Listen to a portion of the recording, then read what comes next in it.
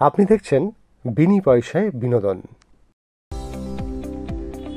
Gita LLB বাড়িতে একরকম, court চত্বরে আরেক রকম। গীতা এলএলবি বাড়িতে সবাইকে একসাথে নিয়েই থাকতে চায়। সে দেখিয়ে দিল মুখার্জি বাবুর পরিবেশটাকে বদলে ফেলে।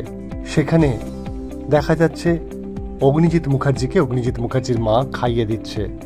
অগ্নিজিৎ মুখার্জির চোখ ভর্তি জল, সে তার মার হাতে খাচ্ছে।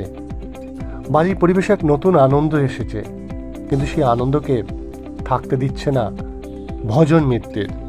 ভজন মিত্র সেই ছবি তুলে পাঠিয়ে দিল কিরণকান্তি ব্যানার্জিকে, যেটা দেখে কিরণকান্তি ব্যানার্জি আরও রেগে গেল এবং বলেই দিল ভজন মিত্রের সাথে প্ল্যান করে, ভজন তুমি একটা কিছু করো যেখানে তোমার আর আমার বুদ্ধিতে প্রথম আমাদের চাল হবে অগ্নিজিৎ মুখার্জিকে শেষ করা, তারপর গীতা এলএলবিকে। তারা যখন কোর্টে মুখোমুখি হয়, অগ্নিজিৎ মুখার্জি আর গীতা এলএলবি সম্পূর্ণ দুজন আলাদা।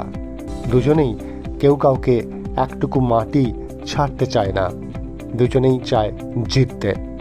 কিরণকান্তি ব্যানার্জি এবং তার ছেলে দুজনে এসেই গীতা এলএলবিকে নানা রকম কুকথা বলে, এমনকি গীতা এলএলবির সামনে অগ্নিজিৎ মুখার্জিকে অনেক কিছু বাজে কথা বলে, কিন্তু কেউ কাউকে ছেড়ে দেবে না।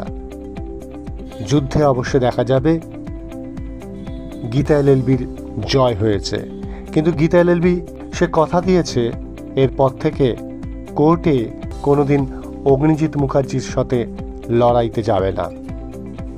আগামী দিনে কি তাই দেখা যাবে? দেখতে থাকুন বিনি পয়সায় বিনোদন।